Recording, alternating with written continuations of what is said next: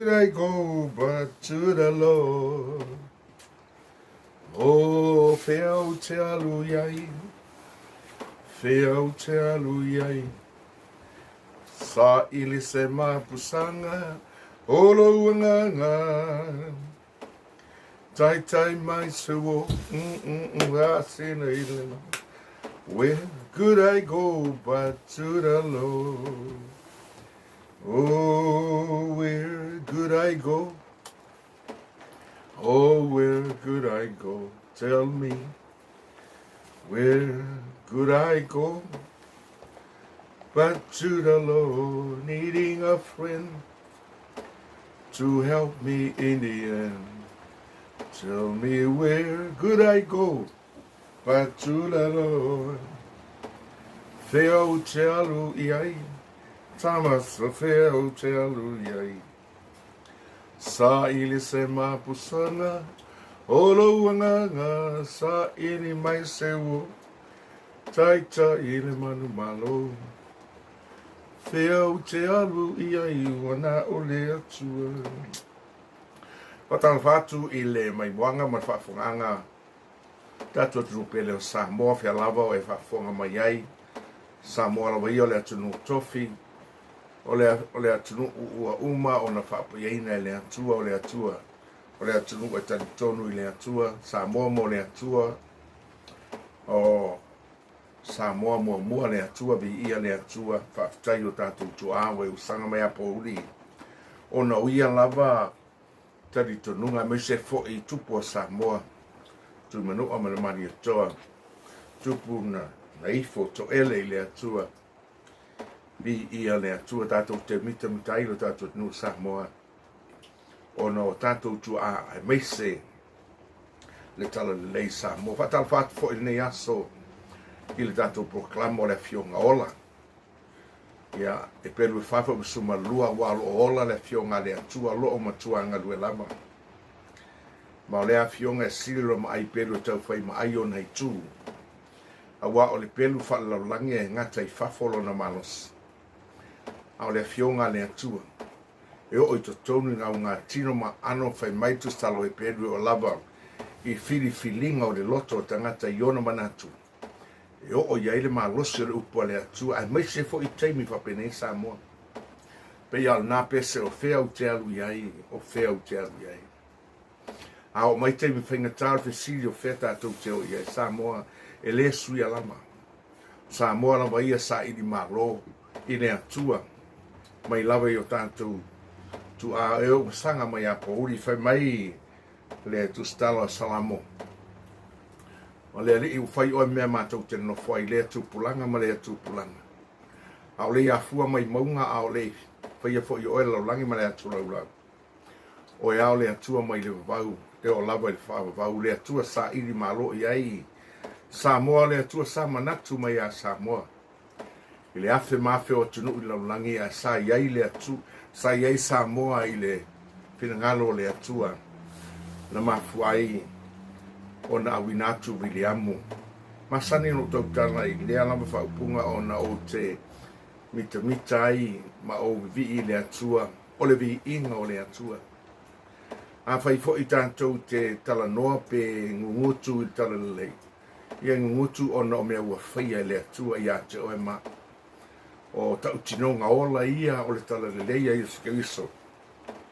A wā i a o onga po atua o isi atua i a tau mai. E telo tapo inga tau sa ili le tangata mea lui e le atua. E leise mafutanga a ia tangata, ia atua ma tangata au tātou ta ua keu shana. We have a relationship with the God that we have. And we now say, only Jesus was qualified to say, I am the way, the life, and the truth. Nobody else. But the man I say, little lay the tato, we were ta uo tangata taritono ya Yesu Kristo. Ona ola tato fa moe fe maia. Yesu o la o me fo ile o lai o e ma o na ro so i fu ale atua. Fatalo fatu e fo ila nei vai tau o tatu ia vai tau o le seta o le Well, ta ua ia o le seta ai e lua mea ia e tau whai ina ia vai atu ina ia mau aiso tātou te whamanatu mai a tātou o le Paseka Ma le Faamanatuga. Passover and Holy Communion are two different things in a ke fua. I vai kai mea e mea sapai i so i to tonu tu spaia e iai mea o feast now tau saminga e valu. Feasts are the time that God meets with His people. It's a meeting. It's God's appointment. Feutanga iai le atua ma le nuu o Israelu pe afa pupuinga mei o feast. When you hear the word feast, what tau saminga. O taimi feiro iai le atua ma Israelu. It's time to God and Israel have a meeting. Precise meeting that God will speak to the nation of Israel. So, na ho e sira fia tātou, ai whai tautu se kenese te maua I nā, me se kenese sul fa sul lima, na walo I ai I nā, le nuu leo Israelu lona, whata whea ai kupito, na whetalaile atua ia pero amo pa whai tau kenese na sul lima, pa ua sul tolu I whangailau. Na whetalaile atua ia pero amo o le nuu le, even before the nation of Israel, ai le I whanau le nuu leo Israel. Na whetalaile atua ia Abrahamo. O le nuu leo la amata. E polonga I kupito fase lau tos fultau sanga. Ai le taitai. Wa paua leo le o le malo ese. O malo umai whaawai tangata o le malo lea. Na whaawai ai le atua. Mana tua I le ia Iakoponga na whanau ina waru Iosefa I kupito tala masani na. Tu se fitu se fulu marfitu tangata o le aingo Iakopo malana whanau na o ia kupito teimi fo ilea o le onge. Na man ia Iosefa mana nofo ina maile na lava tau sanga. Sa io o ina whanau le nuu Israel. Wawa iatu tupo frau pise I wanga ina mata utia le mea lela pe na autosira fia na whaasai frau. O le awhasioti tamatane umo e tai lua tau sanga I tai mia na whana wai mose ngā tau tasira fia. O ina lea tau tuti loa ina ia mawaise manatu I le mele ta upule o le Paseka, Passover.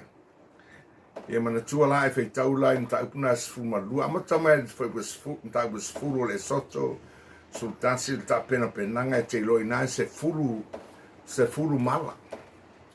O le mala mulimuri la lea tātou te tala noa iai.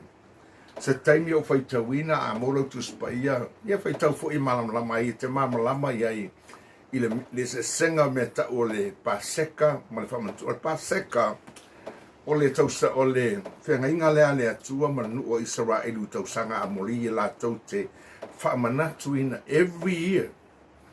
God declared to the people of Israel that you have to celebrate this every year until the end of the earth. Sa ninga leo Faamanatuga, o le vao le atua malana e kalesia. To tau fimau o le Paseka, o le whengainga le atua ma Israelu, o le whaailonga ai I le taimi na whaasaoloto mai ei le nuu o ai kupito mai le nuu o Israelu mai kupito. Ai whai taulan ta upuna suma lua le lau whai tauina. Nau nei whai upu te ai te mafofau iai a wan.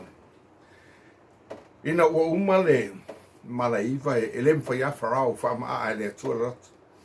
Whai meroa ia le atua ia Mose marona tau le nuu o Israelu e tofu le hainga ma mai le mamoe poa, e tasi le mamoe poa. E leo se mamoe fine o le mamoe poa. E tasi lona tausanga I le lei e le mai o le ata leo Yesu. Mana tua pe on tātou loa mai lava I tusa tu la fono ma lau perfeta ma le au whai salamo e o tuspa ia atoa. O le tala ia Yesu se yo o tusia whalinga. The book of Revelation is a revelation of Jesus Christ, who the end of everything e tau nuu iai mea uma pe on tātou wawawina. So, o le tusi la pe no whai atu. O le Paseka o le toi mala le se fulu ai mala.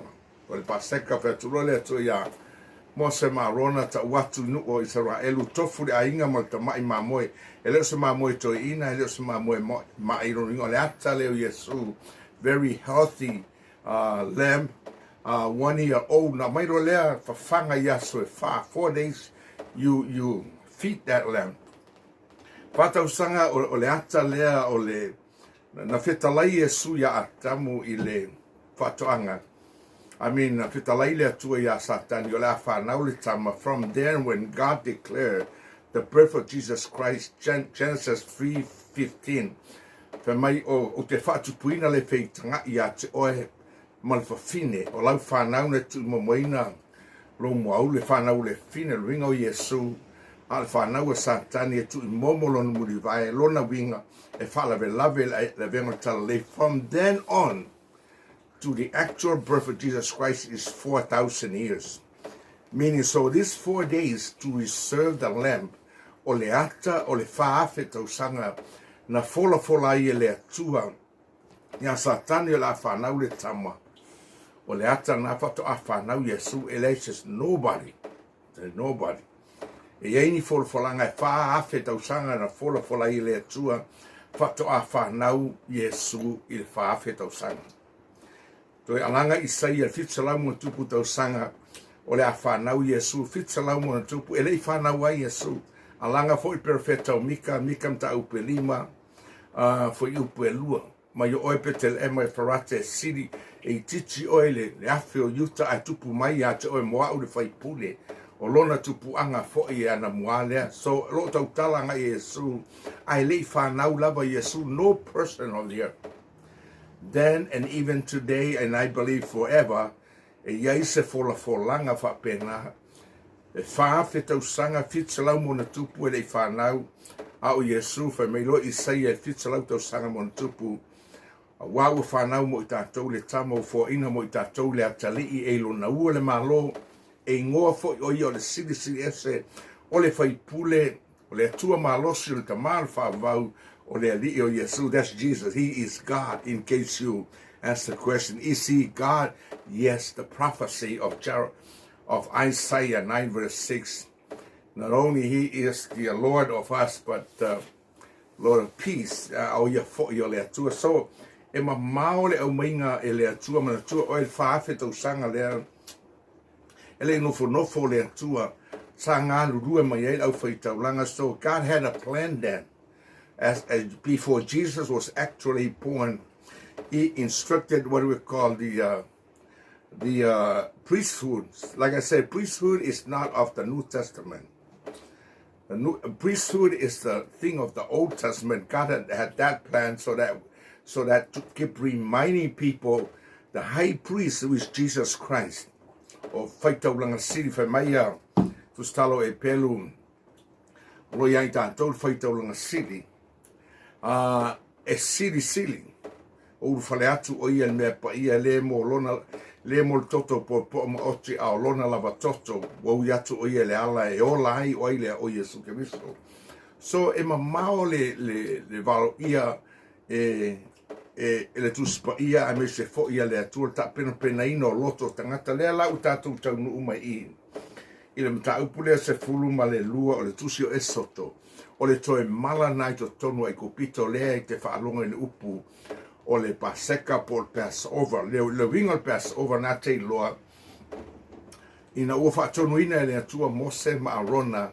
Mai e whaita mai mamoe ala I titi la inga ia vaidisi a inga e tau whaatasi la mamoe. Mai e aua saka tau tunu pe o barbecue. Ai sea o le manongi o barbecue pena whai atu e mamao whapena fo I whaoltanga. So as salvation. That aroma, that ue paulo, the aroma of Christ, it goes out. E manongi whapena fo'i le whaolatanga ia Yesu, ele whai mai la le atua saka I le vai le mai e tunu ringa I papakiu. A iaini me to toe, Yesu sunu yo o tai au, o sunu umalava, a wina I se me to toe. Aisea, ona o taulanga na whaia le atua, mo tātou, o Yesu Kristo na au mai ato to it was not a half sacrifice or a 3/4 sacrifice. It is a total, full, complete sacrifice of Jesus Christ tōngi o lai nai tātou na o sia le atua e lunga o Kalevaria. Lua ka nitam ta uperima fa usufitu o lusu mantasi a whaitau iei nā. E mua fa usumra fitu fa mai a le nei a whai o iake viso se tasi. O tangata fōwia o mawai mea tuai whauta o whaafōwina mea uman whaasoro i whainua le sumal valu. Fa mai wa umona whaale leia i tātou e le atua iake viso. Again, lua ka nitam ta uperima vai sumra fitu o lusu mantasi. Wa umana whaia le atua le leinga i le vāo au ma le atua vāo oe ma le atua e ala Yesu ke viso.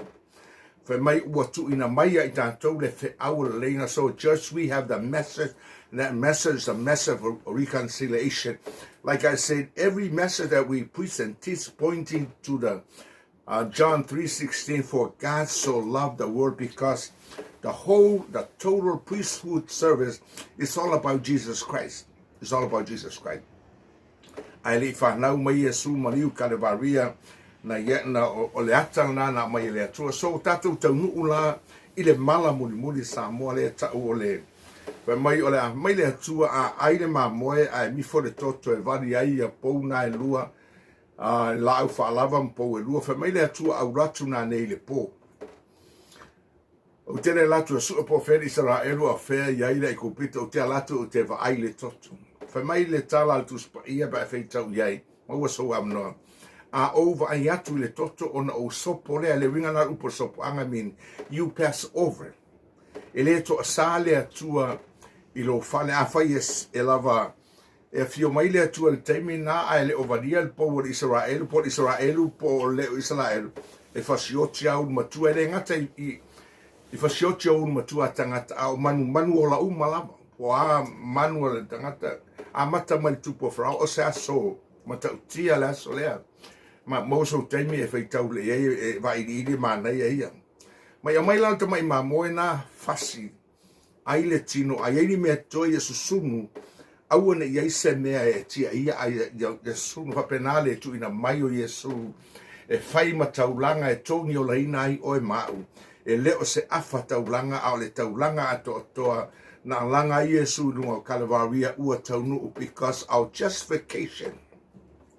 Our justification has completed on the cross of Jesus Christ.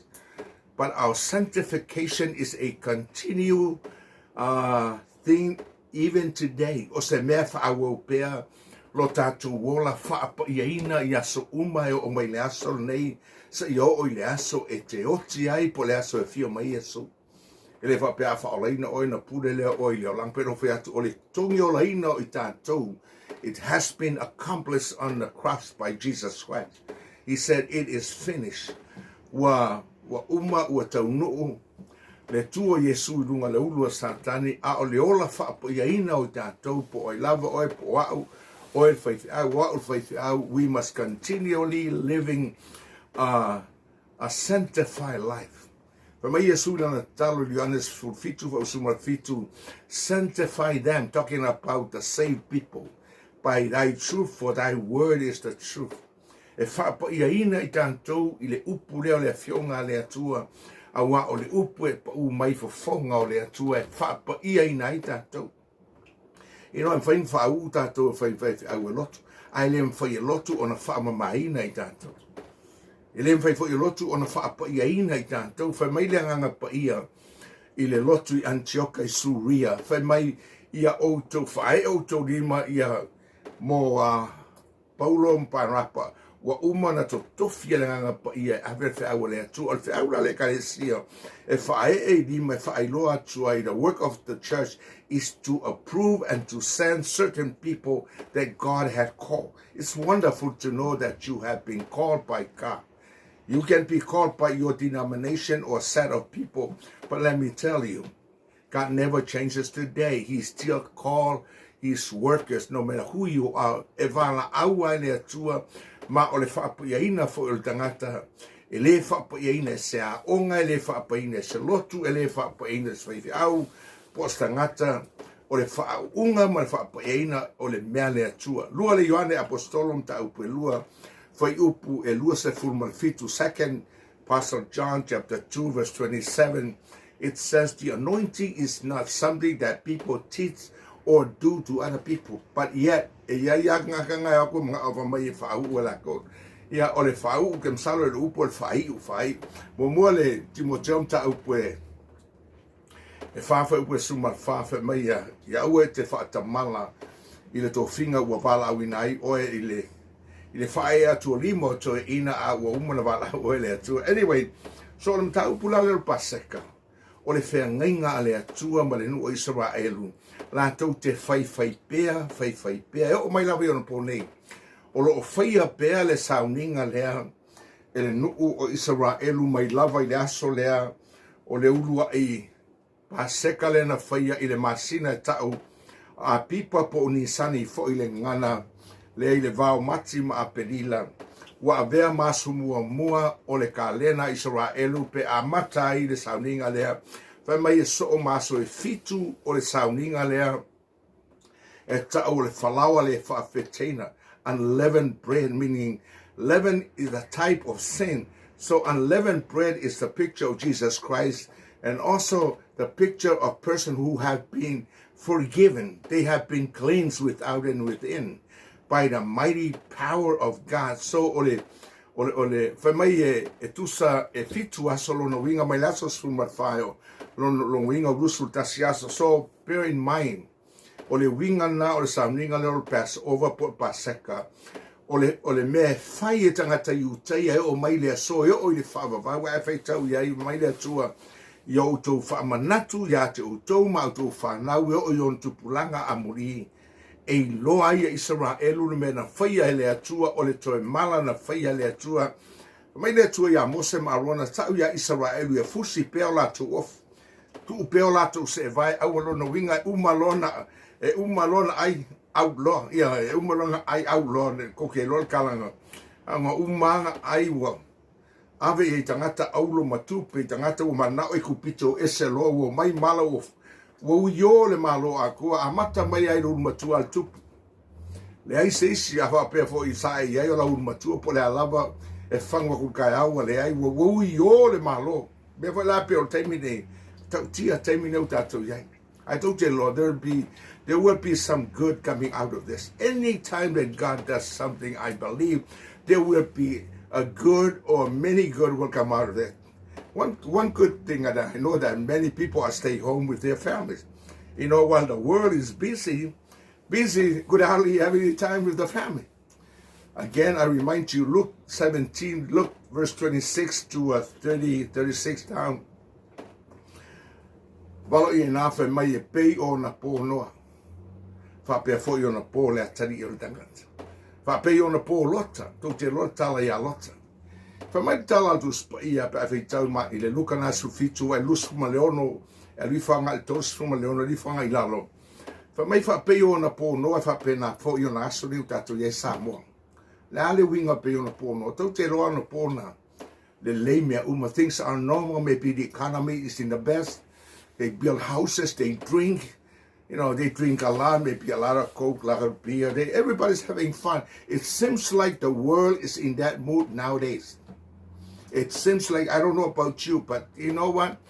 Get it for city for my, where is God in the virus? But let me tell you, you don't really understand what the world is doing nowadays. O le kele lo langi, la ua furi tua I le atua I keiminge.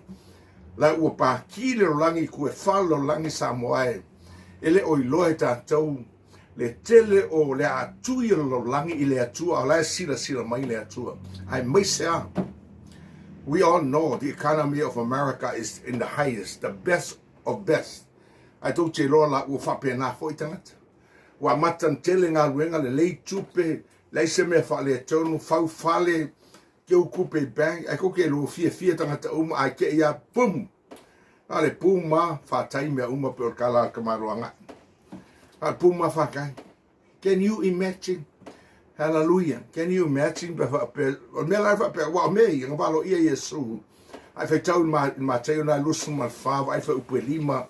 Whai mei Yesu whai upe lima ma teo lusu ma whawa. Whai mai to tele o mai lo ingoa, whai mai o ke wiso I lato. Tele ante ke wiso I taimine pi where sa mo whai tele tala inga sei, o me peno whai atu. Wa tele tala inga, wa tele fo ia tala inga, tu inga mata upuia. ai tasi ale tala inga taun tala i le lofa o le atua o le maliu ma le tanumia ma le toitua Iesu o le vaenga o le alofa o le atua ia te oe mau. Amen. Abnata watu ia te oe luluina langi. Luluina e le fesiringia la mea Samoa au nei luluina u whaamai. Samoa whaavai mo le atua o le atua Samoa mua le atua. Aua na o whaina o se alanga upu tātou te whaalonga. Aua na o whaina o se alanga upu e maalia tātou whaalonga, tātou te le o whaia. O le mele na tupu i le no Israel. Mai Israel u ia Jeremia tau tala i ele no, mai ia Isai tau tala no, mai le tu ta puni o talinga. O le fi whaalonga ia lātou pesenga ma lātou taulanga o le nu e va ai le iloe whaalonga ai le langona. E maa mua uru whamaile atua ia skelu o lau whaia lo mua uru e pei e malo pei o le Samila. A lau whaia o mata e maam ailango nu e maa loto. Io nu le Israel, o nu o le atua am kua whainka, ok, nis keimi ke maa whau i kau whapenga fo i tato nu a Samoa e au. Au nei tatou tofo pea atui i le atua, nā te iloa mai o tatou tua e pele o tātou tua, au nei a vea mea o tātou maue o tātou lima, ma le poto o tātou wa oina, ma mea sui ei lau tau tua i le atua, toi fo i mai le atua, wa u te ilo yaso nei, wale o tutusa malas, te leo whai atu lau whai ngau lotu, a whai atu le nganga tā pua i o tangata, wale o tusa all over, en lolo langi ato.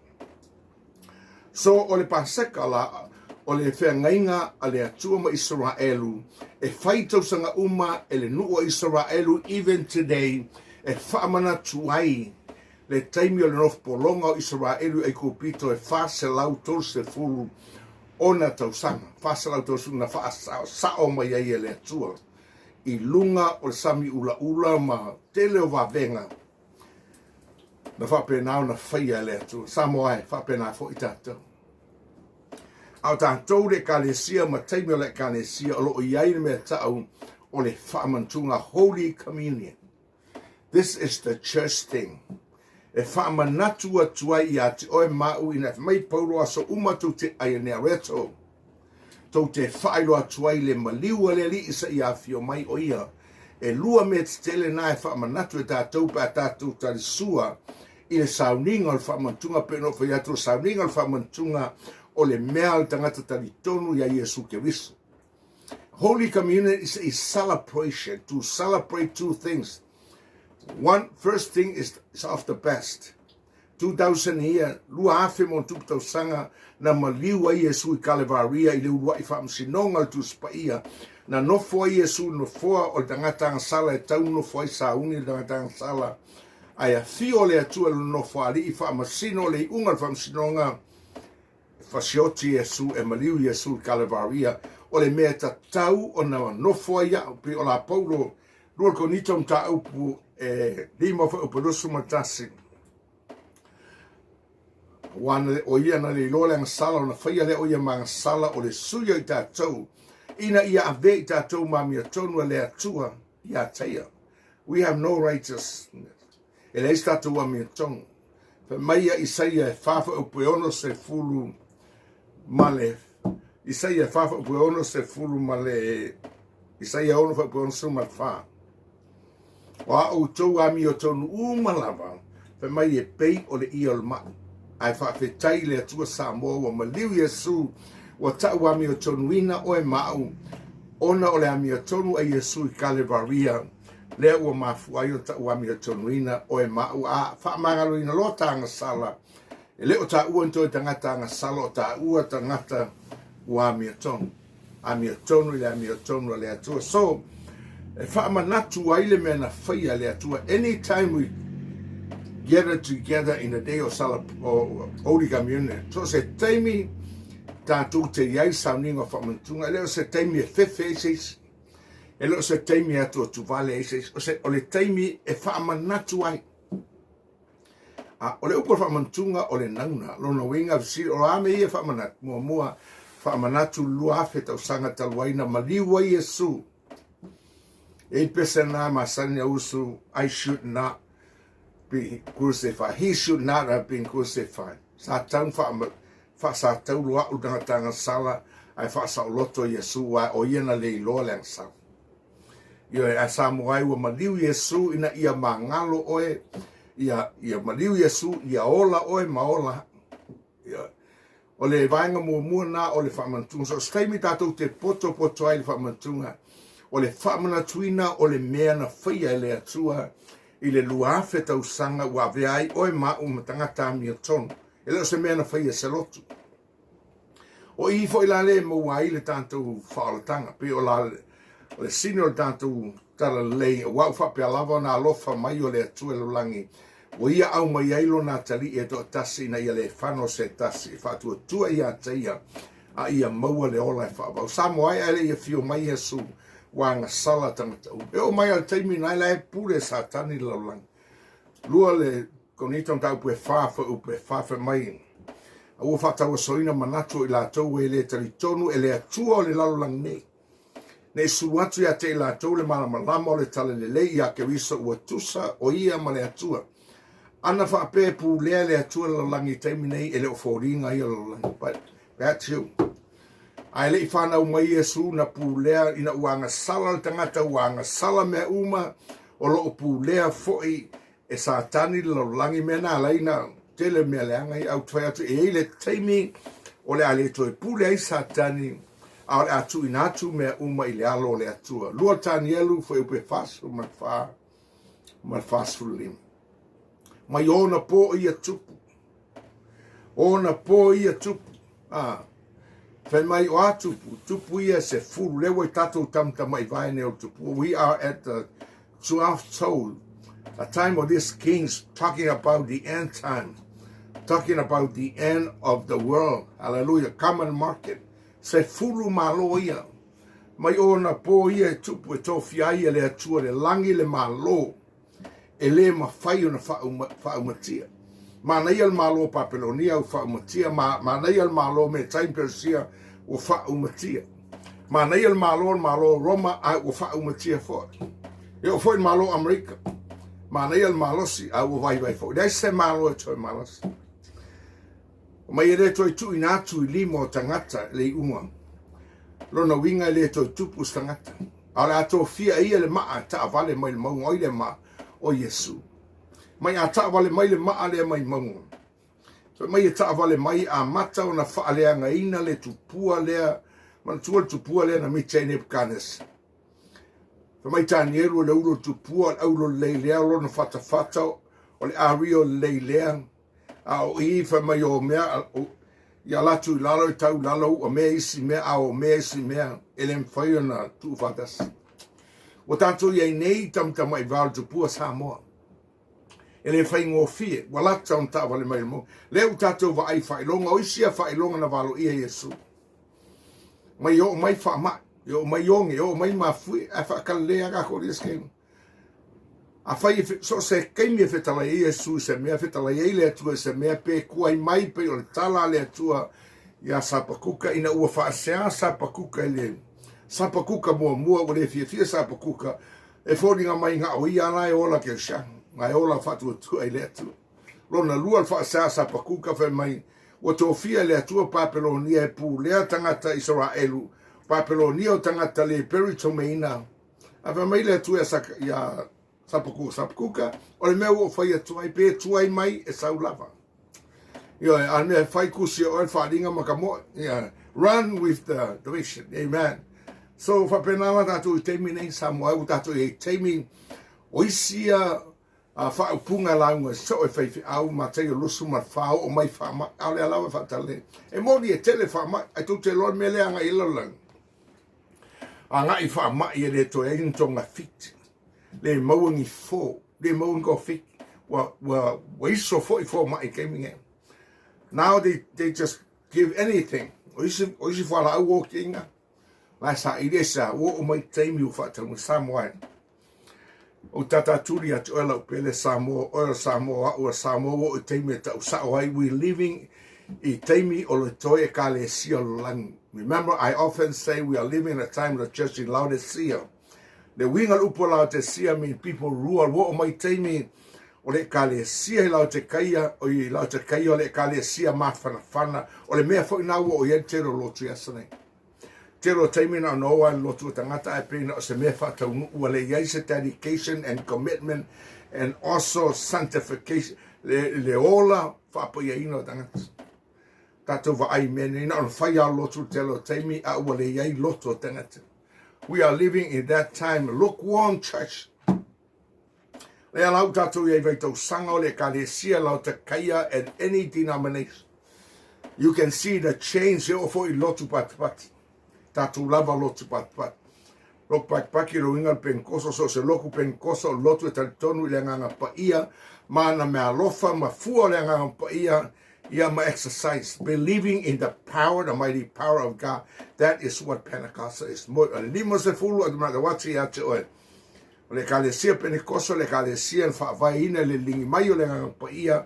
E le suia na mea. Le suia. Ai tātou ai fo yaso ne wa matan wha mawhana lotu. Wa tele proklama. Tele proklama au le sa iri le nganga pa ia. Au le se papsonga le nganga pa ia. Sa fo ieni lotu e papatiso tangata. Mna lo ati ati oe maia. Ma reko se fulu ma le. Ono wha basu ma lima. Wha maia su. Oe ta lai ta le. O le wha atua tuam papsaina e wha o le sa mo. O le wha atua tuam wha o le. Nis fo tātou le papsaina tangata. Wha pewa lava alea. A karia Yesu, ona ta wate a tātou le whaia le mea whamai Yesu. O le whātua tuam papsaina e whaolaina, o le whiau fo nā mō Samoa, me tau, a e whiaru le ola e whaamau Samoa. E nei sisi a wala mai Yesu au neo le ala upumoni ma le ola proklama le atu a mai tātou teu i atu ya Yesu, o le winga fo nā, o le Eseka, po le Holy Communion, po le Passover, it was all pointed to Jesus Christ. Wau whapia lava na lofa mai o le atua. Nā ta watu ia te oe. He si tainu o whesiri o whea i le kua kupunga i mea mau hautia. E leo le atua ia ma fuai mea o le anga sala a le rolangi. Because the world is so sinful and God is at work. O loo sila mai Samoa, o loo sila mai le atua. Aua ne sui o tātou ma faufaunga, e fōringa mai teimi nei pe ualu gako ma faufaunga i poto tangata. What do the intellect say?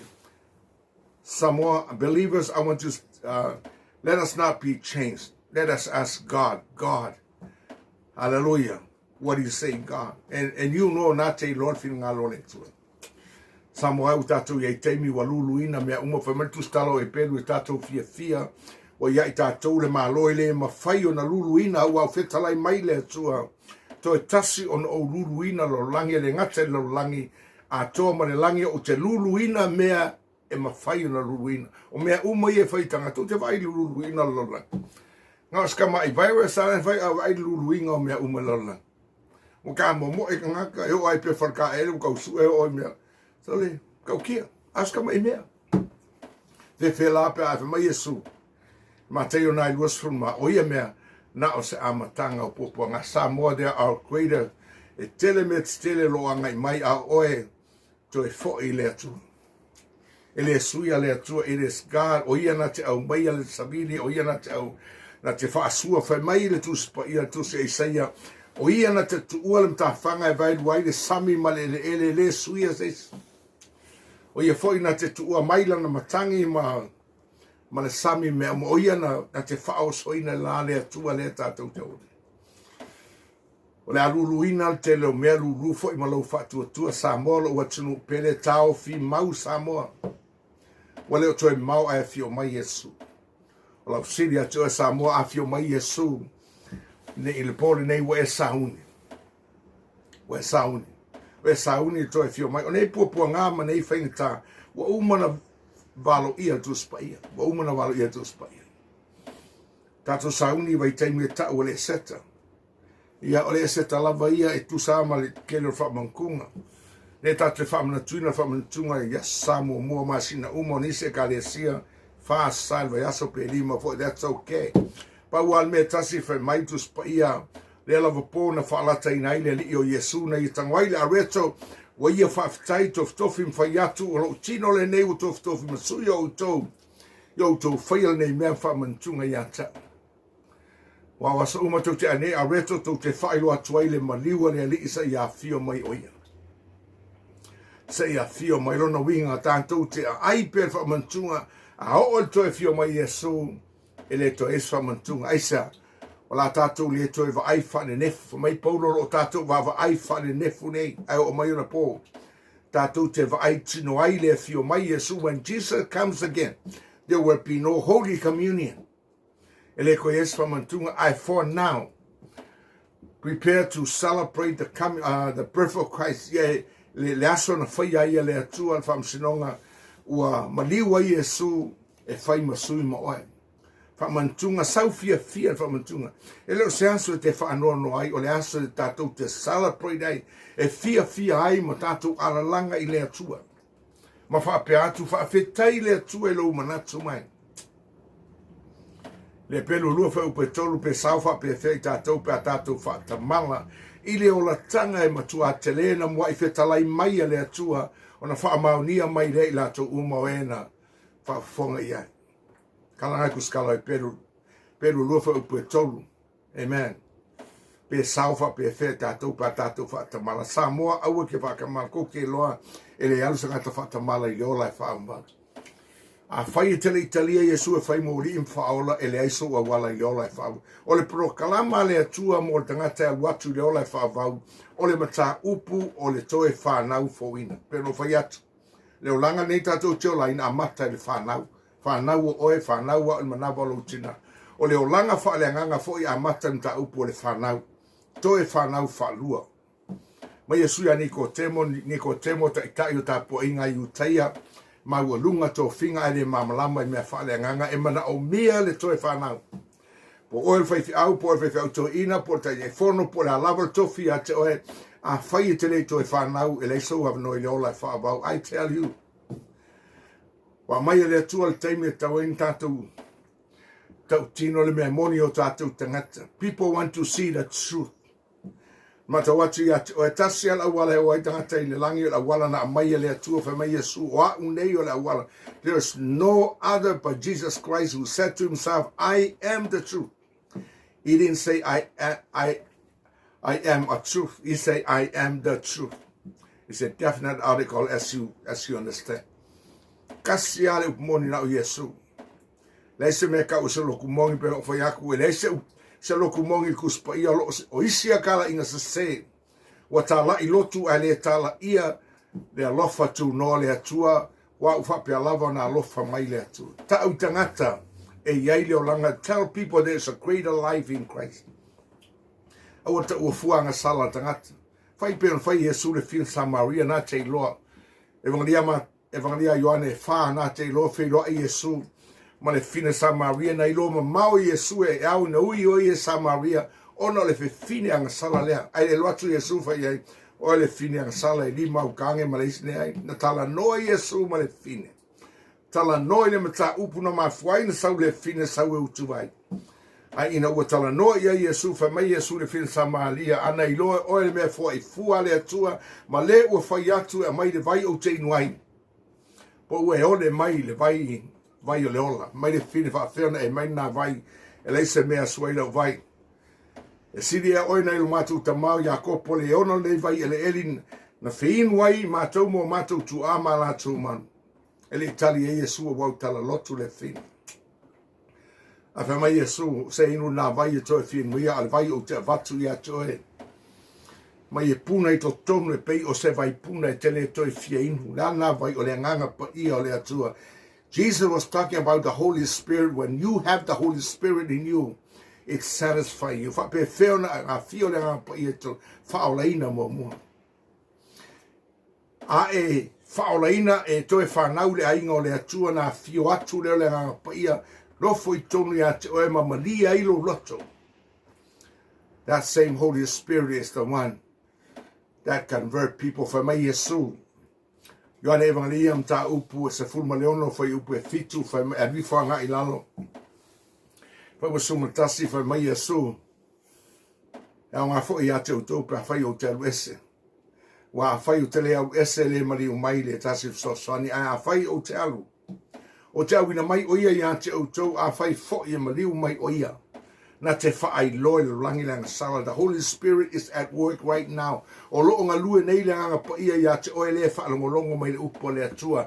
O te tawatu ia te oe le ngā lue le ngā paia whea lava e whaafonga mai ia. E la ngā lue le ngā paia. A wa o me ia toe whanau wale tangata o loo whaalongolongo i le upo le atua. Ma le ngā lue mai o le ngā paia o ia nā te whiliwa ina oe. E le whiliwa ina oe se lotu. E li liu oe ave oe a Yesu. Whai mai Yesu. Whauta mai o tuatu pui pui. Ma tu yatu ai se whaalongo mai lo leo ma tala mai whai to o te whale mata sua mai ia. O ia foi ma. Jesus is willing to come in to you and sup with you and you with him. How great that can be. Amen. Wala o ria oe le aso nei te sawe a mana o Yesu sui lo walang. Whaftai ani ko temo as high as he was. But yes, he accepted what Jesus told him. E ulavana le malamalama. Ele imani ko temo. Whahari lona le malamalama. E tau te loa esel ma ngai o lo. Ka uidea kua ke le malamalama. Langa e fio le atua le loto le tangata. E whapengai humble. Broken and contrite heart. Ngaka ngai sisira ile atua tanga whawhia poko kulau rama. Ele fio ile atua lama lai poto. Mana ia le nganga ni to te mo ui aina mau lunga to finga aina alu ia Yesu po ko ke le menga lo Yesu e ni ko te mo Yesu po le finga malolo wanga yo ile nganga pa ia because of what he had seen and had heard fa mai o ia ele fai ska ka fai va venga ia e fai se va nga se a winga mai lang fa penga foi lau falong ele o au ele lotu ele o ma tamas a le upo le atua fa mai le atua ia isai o la upo le watu le mutu e foi fua mai e fai al mea u te loto ia e manuia foi mea lotu e la upo isai a lima suma lima fa upo se fulu ma fa upo suma lima samoai pe pasi ai lau fa alongo la tau tala pea istu si nanga e tāua ia au la vai pe no fai atu la koe fai kua fot kala le sau risa au per kangia ile au loko kolu masinga o le ala unga koe whanga la ku kia kongo fe au kaluanga e sau mako loku o koe whangau lava koe whangau lava e lai lava se si au launga se sui na e sau lava koe whangau lava me fe au kia kono whako a sui ala unkau a koe whangau umanga ko loku samoai po le alma ngai o loku ngaki fe au ai a whai kele koe whangau lua me kupu yaki oe peon whai mai Yesu ani ko temol evangelia Ioane mta upe tolu whai tau atoa mai Yesu ni ko temo a e le toe whanau ni ko temo lua mea ke le iloa mea malo le atua langa o mea malo le atua o mea whaaleanganga e le iloa e mata o le tino na o mata whaaleanganga whai mai paulo mo moka nitom ta upelua wha upusumar wha o mea whaaleanganga e wha amasino whaaleanganga mo moka nitom ta upelua wha upusumar wha whai kau chapta atoa mai ke le iloa mea malo le atua lua ke le sao fo il malo le atua very simple fa Samoa melo fa Samoa ele ska ko sola anga langa le fa Samoa kus pa ia ele fainga fa pe kwa mela le fa mamla ma e lau fa fa kia a fa foi ke le mamla fa Samoa ke mamla fa palangi ia la foi ka mai le kus pa palangi por kus pa ia lengi por la kus pa same message por kus pa Mexico por Sapangi por Korea same message casi al message fa kan a foi e lotu se lotu le o tala inal fa o tanga ma whaolaina tangata. Ale whaolaina tangata lotu. O misi ato, mleisa o ngalo ingo ngenga ka umane o yola whao. I want to tell you, this is the light of our life. Salama salaus fuifa, salama lima o lau a fionga, o sulu lea o vaimar mamlama yo. Ai fialu langi study the word of God. Oh, not on faitau. Paul says, study to show thyself, approve unto God, a workman not to be ashamed, rightly dividing the word of truth. Ia e tau whai a vea oe male u fia mai ai le tua whai ngā ruenga e le heise mea mai e vai tonuina le upumoni Samoa le I. Au e te lotu se lotu ona e māngai ai ke le kupe loku pe ko ke le whai ngā. Pe māngai a lako poklama. Those things can be misleading to a lot of people. It can be very attractive and nice the way you say. But I want you to know, check with the Bible. A whai leo tala ina wau whapea lava na alo whamai o le atua ia te oe ma whaolaina oe ma whaolaina tangata whai se whainga iai. Aua te whaatafe ai i le mea ka kawhi e ko ke tatu e te tuta kei o tas whamai loko ritam ta upe se furu wha upe Luka ritam ta upu e lima fa upu se fulu a wata tau te tua tu malava I luma le fofa a masino Kristo. It's tau wai te to tasim tali mena fai. We will be standing before the judgment seat of Christ. I tell you the truth, not by couple, not by relative, not by church. It's a tuana o e lau sida tu e lalau tala e fai. Le sauro ia ke kuanga o le ngai whaalongo kuspaia. Le fka e whaalongo fo le kuspaia.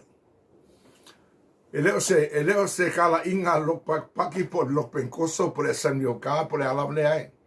O le tala inga o le tala lei fe mai Yesu atu e tala il tala lei. O le fa tua ma papa soina e whaolaina. Tele manatu e whai tala inga o tala lei. Ma ngai a manatu tangata. Aku maka waku e anga manga o mia le atua tatou manatu o whai mai le atua. A whai mai le atua o tatou manatu ma ona manatu e. Sa ia lima se fulu man lima whai upe ono, whai upe iwa, whai mai Yesu ia whai mai le atua ia la whai le ua mio le angalo na ala man tangata sala. La whai ono manatu ai whai mai a Iova o le matua alofa mai. O manatu le o tau manatu o wala le o tau wala wha peo na maua lunga le langi rau langi.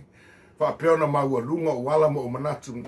Samoa ai a whai o oira Samoa whai manatu ngā ruenga le atua. Se wa lava na manatu. Wa lata le fio mai Yesu. O ua manatu na. Na e whanau mai a mo o manatu anga sala. Wa manatu na, manatu dangata, ele tusa ma le atua, tele alu le ola e whaavau I o manatu, se vanga na ue usta I le manatu o le atua, e manui ai o tātou as. Whai ui o le tātou palama Samoa, o le unga, o le tala inga, o le tala lei, ia whaola ina Samoa, a geno tue whai atu, na sauvili amu, a wina mai e le atua, e su e le motu e tau, o le motu o tangata fōlau, travelers, Samoa. Sau tahiri e le ai sau tonga, e le ai sau roi Samoa, whaafetai I o tātou tupu, whaafetai le fionga I le mali atoa, vai nu popo, vai mali atoa tā vita, a whai fo I sela o tala wha mangalo mai au ala winga whaafetai fo I o tātou ainga o ta mama mataina iai nao na po. Sa rātou tari leia, ai tau te loa le poto le atua. Tēnō fo I steimi o mawhau le ata mai o tātou ta mai langi. Awa ana tau nuu se ainga tangata nuu po se ainga lau. Ia ao lea tu ai e whapena. Na te sira fia wala u tau nuu. Whawhia ngai. Le tupo mali atoa moona tu langa atofi o Samoa whawhetai vi ia lea tua. A mata mai lotu la mo sa whawhetai fo I lea lotu ntatou lotu ai nao na po. O le tala le leila lea tasi o le tala le leia Yesu au whapea lava o na lofa mai o lea tua. Na sau e Ioane Viliamu e male au malanga au mai whaolatanga e Samoa. Samoa e. Po le alma nei o tātou lotu e a le whaolaina Samoa. E le o Samoa I le ola e whao. Make sure you look into yourself. A whai fo I le whaolaina o le whaifi au. Nā tau atu I ati o e le tuspa I e ta tau ona e whaolaina. Ina I a whaolaina tanga tā lofa I ati o e Samoa. O te loa mau mautino o Samoa. O tangata e sa sai atu o lātou. O lātou pa o lātou tino e tausia I au nā lea tua. Te mana tua lava au. Au rei titi mai ta umanua e a maua se pe maua mai la songa fua e whaasa o sao lava. Au wāle tau mawhtanga al whaifiao.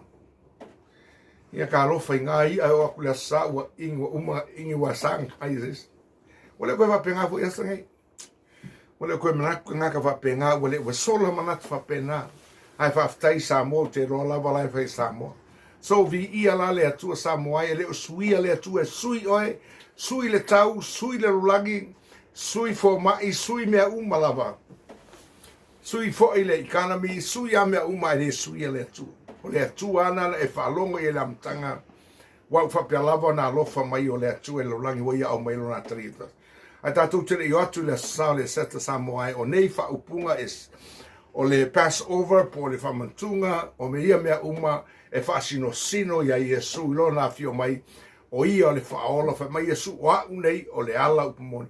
None and none so far e lei seisin tau tala whapena na o Yesu nei whapen mai o au nei o le ala upamoni ma le ola e lei whaasino le limo Yesu seisin no he pointed to himself said I am the way, the truth and the life. I want you to know e le o le ingo lau lotu, e le o le ingo tangata amata lau lotu, e le o le ingo Malia, e le o le ingo Iosefa, e le o le ingo Iosef Samita, e le o le ingo le pope, e le o le ingo o tangata na amata sta po inga, e o lai o, e le o le ingo fo iau, e le o le ingo lau iau.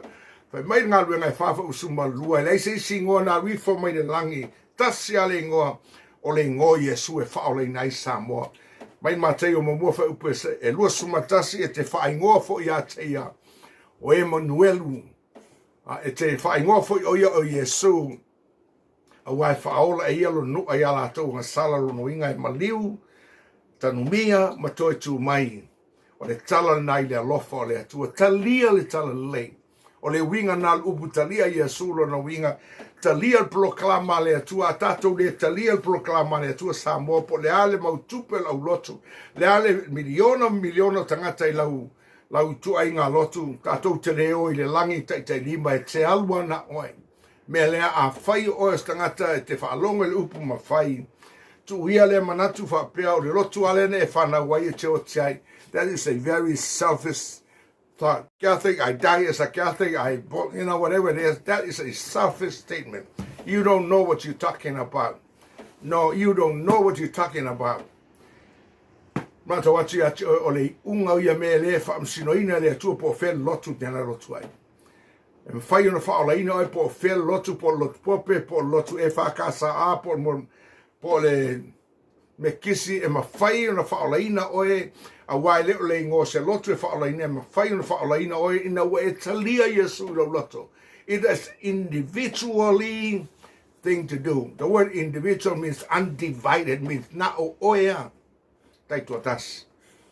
Samoa te wala wati a toi a whai te mna o talia Yesu ma bea o tangata toi whanau fo ina. Peo no whai atu wha mei Yesu a le toi whanau tangata i le vai ma le nganga. O mei e lua whanau tangata. O lo whaalongo le fionga le atua peo no e whaalongo mai a o ngau i mai le nganga pa ia te oe.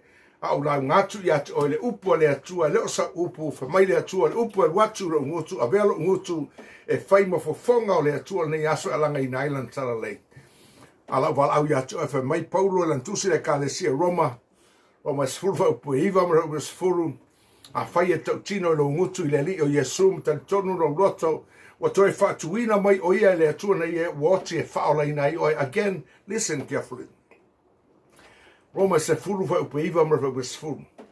A whai e tau tino lo ngutu i le li o Yesu, ma tari tonu lo loto, o toi whaatuina mai Yesu na ye, wotia le atua e whaola ina i oe. Let me tell you, let me ask you, do you believe e tari tonu ia Yesu o maliu mo aunga sala, e tari tonu tanu mia Yesu, toi tu mai, wa fio le langi, ona oe, a whai e tari tonu iai, o whaola ina i oe, aisa. Fa mewa was furu le Roma le furu. A wa o le loto e taritonu wai o mai la mia tonu, o le ngutu e taritonu wai o mai ai le ora Samoa o mamana, o le mea whaito tasi, e le vailu wa ina whaotanga e lo ta mama lo tina, e te tuana oe, this is your day, o lo waso le nei. Mai Yosua na lusu fafa musuma lima Isara e lue, a whaifo i alanga ia te utou na auna ia Iova le atua, ina filifilia o tau le asonei po ai tau te auna iai. Po le atua na auna iai o tau ta mai le lai tua rei tafe. Po atua sa o mori o la tau le nu o tau no fwai ao au nei malo ainga ma tau te auna iai o. As for me and my household, we will serve the Lord. And I speak to the leaders of every family, whether you are the husband or the wife or the mother or the father. If you are the leader, say like Joshua said, as for me and my household, I will serve the Lord.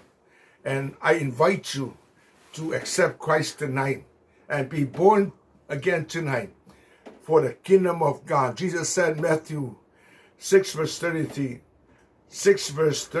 seek ye first the kingdom of God.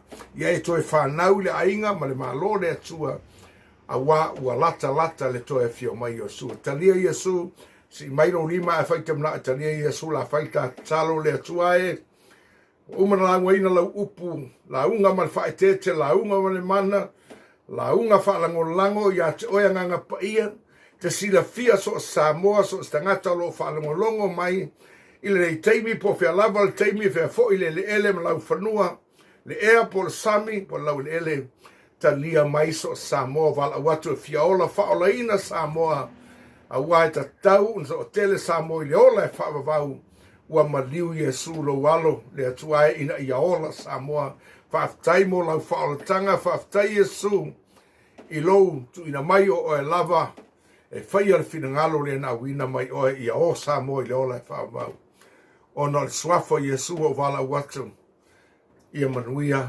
amene amene amene Samoa ia manuia lau tau tapo inga tatu talpe le atua wane fa mai wale umai fa mai anga le mai le atua o mamana Samoa ta fita toto wala tatu tapo ia manuia o Samoa mai le atua Samoa na Samoa nei o le ata leo tala lei po le mana leo tala lei ma foi tatu fa pene o no swafo Yesu sauni tu talau ia malausa ia tamas sani ai soifua no Yesu ia manuia le sata fa